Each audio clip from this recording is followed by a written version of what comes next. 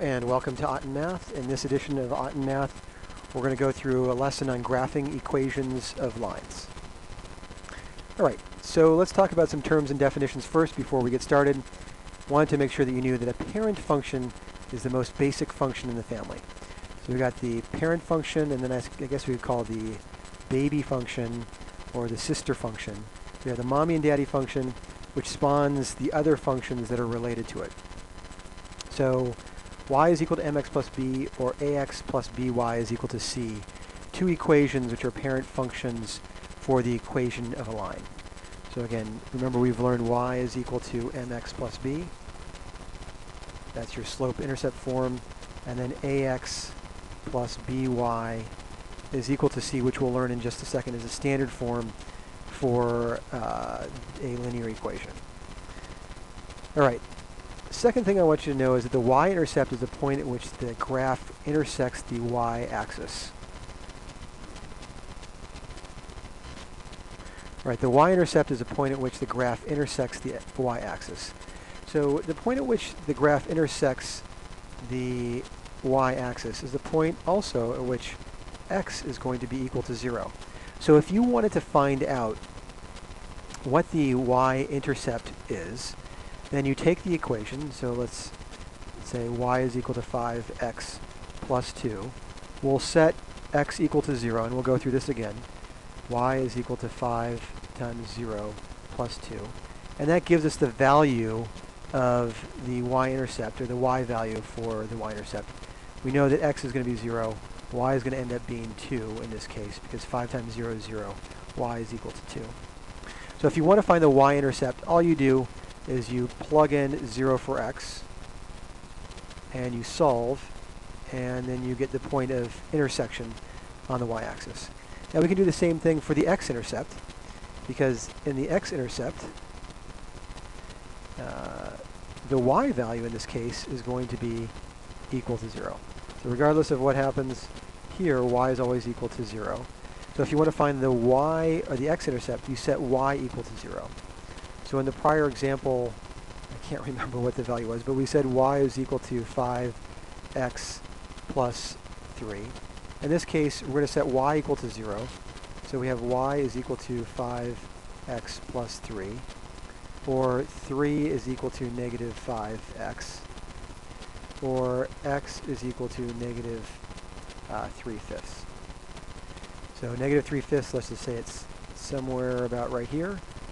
There is our x-intercept. So setting y equal to 0 will give you your x-intercept. Setting x equal to 0 will give you your y-intercept. Okay, so here we go. Linear equation in the form y is equal to mx plus b. Slope-intercept form. It tells us what the slope is. The slope is going to be m. It's 3. And the y-intercept is going to be 0, 7, or that coordinate, based on the b value of 7. So the y-intercept is going to be 0, comma, b in this case. B relates back to 7 in the slope-intercept form.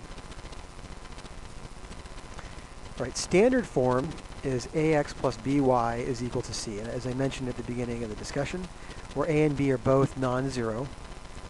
And so, again, we can find the x-intercept or the y-intercept through both the standard equation or the form of the equation in slope-intercept form. So in this case, y is equal to 3x plus 7 is in slope-intercept form. We can change that to standard form by subtracting 3x from both sides. So standard form would be y minus 3x is equal to 7. So standard form is just rearranging slope-intercept form, or slope-intercept form is just a rearrangement of the values on either side of the equal sign of the slope-intercept form. So the equation is still the same, the meaning is still the same, but the placement of the values is just different between standard and slope-intercept form. So in this case, we want to find the x-intercept, and we can find the x-intercept by setting y equal to 0. So in this equation, we set y equal to 0. We have 0 is equal to 3x plus 7, or 3x is equal to negative 7, or x is equal to negative 7/3. So I have my 1 point, negative 7/3, and we'll just go ahead and graph that here. Negative 7/3, which is about a little more than -2, or a little less than -2, so 2 1/3, -2 1/3.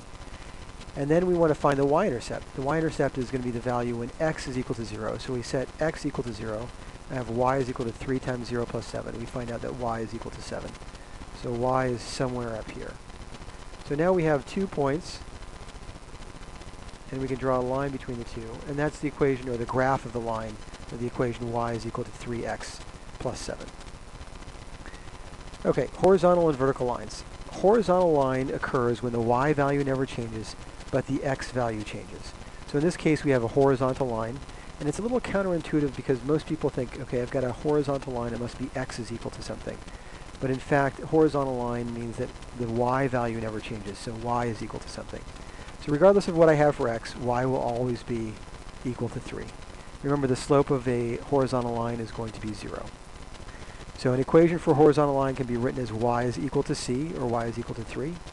A vertical line occurs when the x value never changes now, but the y value changes. So in this case, I have an x value of -3, it never changes, but the y value is changing.